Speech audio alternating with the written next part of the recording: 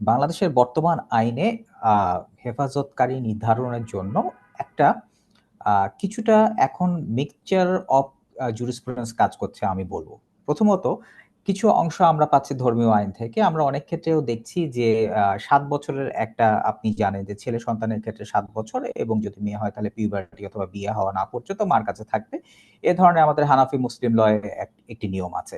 এবং দীর্ঘদিন পর্যন্ত আমরা কিন্তু এই নিয়মই মেনে আসছিলাম এবং এখনো অনেকে সেটিই মনে করেন যে ৭ বছর আমাদের কাছে অনেক ক্লায়েন্ট এসে বলেন যে ৭ বছর হয়ে গেছে এখন তো ছেলে আমার কাছেই থাকবে। বাবারা এসে বলেন সাধারণত।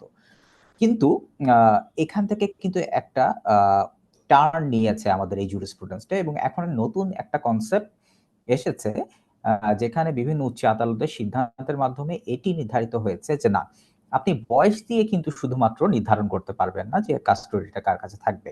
এবং সেক্ষেত্রে কি তাহলে আপনার নির্ধারণীর জন্য মানে ডিসাইডিং ফ্যাক্টর হবে সেটাকে কোর্ট বলছেন welfare and best interest of the child.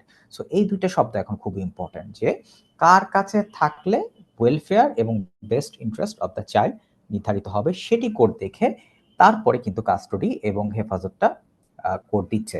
যেমন একটা ছোট্ট উদাহরণ দেই, ধরুন একজন পিতা সে সেকেন্ড ম্যারেজ করেছে। হ্যাঁ? এবং সেই সেকেন্ড ম্যারেজের ঘরে আপনার সন্তান-সন্ততি আছে।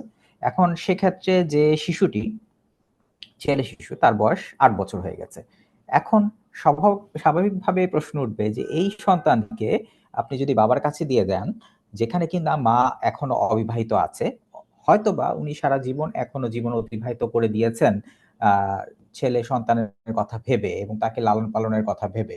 সেক্ষেত্রে বাবার কাছে যদি আপনি দিয়ে দেন সন্তানটিকে তাহলে সেটা তার ওয়েলফেয়ার বা বেস্ট ইন্টারেস্ট এর সাথে সঙ্গতিপূর্ণ হবে কি হবে না? এটি একটা প্রশ্ন। আরেকটি জিনিস এখন বেশ ইম্পোর্টেন্স দেওয়া হয় বেস্ট ইন্টারেস্ট এবং ওয়েলফেয়ার এর সাথে। সেটি হচ্ছে ওপিনিয়ন অফ দ্য চাইল্ড।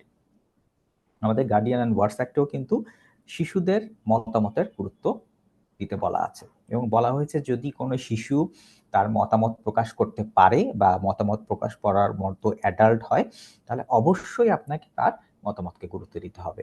এবং সেক্ষেত্রে আমরা দেখছি যে কোর্ট কিন্তু যখন কাস্টডি দিচ্ছে এবং আমরাও এখন লয়াররা আমরাও এটা আসলে যদি আমরা দেখি যে মতামতটা আমাদের পক্ষে আসার সুযোগ আছে, তখন কিন্তু আমরা টেকনিক্যালি কোর্টে একটা দরখাস্ত দিয়ে দেই। আমরা বলি যে এখানে যেহেতু এখানে গার্ডিয়ান ওয়ার্ডস অ্যাক্টে বলা আছে শিশুর মতামতকে গুরুত্ব দিতে হবে। আপনারা ফ্যামিলি কোর্টের জাজকে আমরা বলি যে আপনারা শিশুর মতামত নেন, তার মন্তব্য শোনেন। এবং সেক্ষেত্রে কোর্ট করে কি? কোর্ট বাচ্চাদের ডেকে তাদের মতামত নেয় এবং মতামত নিয়ে তারপরে কিন্তু হেফাজত নির্ধারণে ওটা একটা ডিসাইডিং ফ্যাক্টর কাজ করে। কিন্তু এখানেও কিন্তু কথা থেকে যায়, অনেক সময় আমরা দেখছি যে শিশুরা মতামত দিচ্ছে কিন্তু সেটা তাদের ওয়েলফেয়ার এর সাথে সাংঘর্ষিক। তখন কিন্তু প্রশ্ন চলে আসে তাহলে কোনটা গ্রহণ করবেন আপনি? একটি শিশুর মতামত নাকি তার ওয়েলফেয়ার? কিছু, কিছু ক্ষেত্রে আমরা এরকমও দেখেছি যে কাস্টোডিয়ান প্যারেন্ট বা যার কাছে গেলে শিশুরা বেশি আনন্দ পায় বা প্যাম্পারিং টা পায়, তারা সেখানে যেতে চায়। ধরেন মা হয়তো পড়াশোনা করায়। বাবার কাছে দিলে বাবা ঘুরতে নিয়ে যায়। হ্যাঁ, যেটা আমার ক্ষেত্রে আমি দেখেছি। বেশিরভাগ ক্ষেত্রে আমার স্ত্রী বাচ্চার প্রতি অসম্ভব কেয়ারিং।